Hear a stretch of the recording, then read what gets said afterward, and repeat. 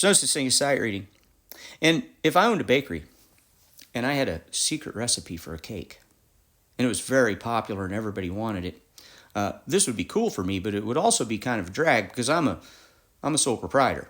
And so my productivity is limited. I can only make so many cakes at a time. And so I'm working all the time. I can't meet demand. I'm not making very much money because I can't make very many cakes all by myself. So what do? Well, I can create a recipe, an algorithm. Then I can hire someone to help me make cakes. Well, I've just doubled my productivity. Well, there's a problem.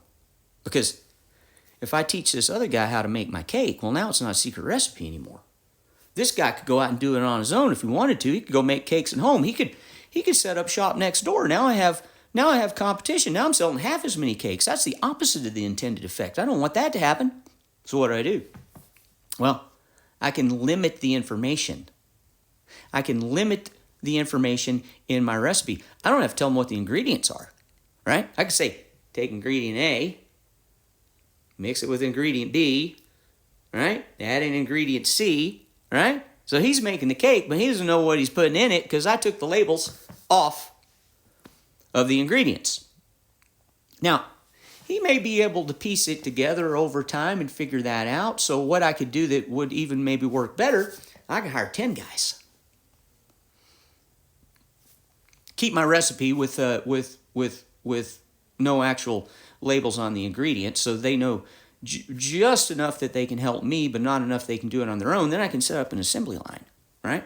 So, the first guy's putting in ingredient A, he slides it down. The second guy puts in ingredient B, he slides it down. The third guy mixes it up, slides it down. The fourth guy. The only guy that actually knows we're making a cake is the guy that takes it out of the oven.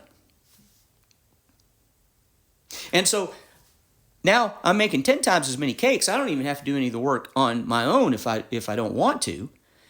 These guys all have jobs, so that's cool for them, but I don't have to pay them very much because if they don't have me, they can't do anything on their own, right? So I get to keep most of the money. I don't have to do the work. These guys are doing all the work. They get a little bit of money. They get a job, and there you go. See, system works. God bless America.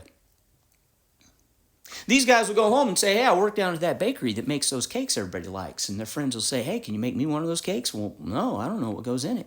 Well, how can you make it if you don't know what goes in it? Well, this is how.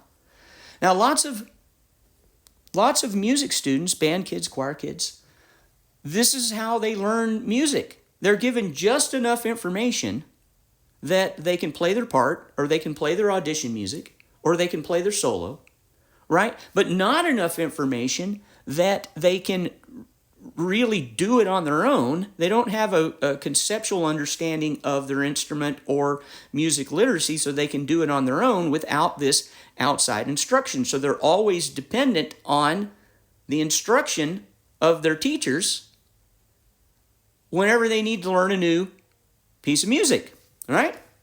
They follow another algorithm. They got to look at their scale sheet. They got to, they're told that G sharps and A flats are the same thing. They read one note at a time. They drill uneven rhythm exercises. Now you can play your part. You want to learn another part? Come in. We'll go over this all again. They graduate high school after 6 or 7 years, never play their instrument again, never participate in music again because they never really learned how to do it in the first place. They were just given just enough information that they could participate and support the program, but not enough information that they truly understood the skill and can do it on their own. Now, with many activities, this type of surface level learning is fine. If you're baking a birthday cake and you're following a recipe, you're probably not interested in the chemistry of the recipe and the melting point of the butter or how the eggs interact with the flour to cause it to rise. You just need to have something to put candles on for the party tonight, right? Your interests lie elsewhere, unless you're actually the owner of the bakery. But in regard to activities that are truly important to you, if you want to perform at a high level and be able to do it on your own with no help from anyone else, then you need a much more conceptual and deeper understanding than this rote memorization, algorithmic technique drilling type of learning. My name's Mark Dooley. I've been a private music teacher for 36 years, focused on practical theory and music literacy. If you'd like to hear more, follow me. If you'd like lessons, contact me. If you can learn how to read words, you can learn how to read music.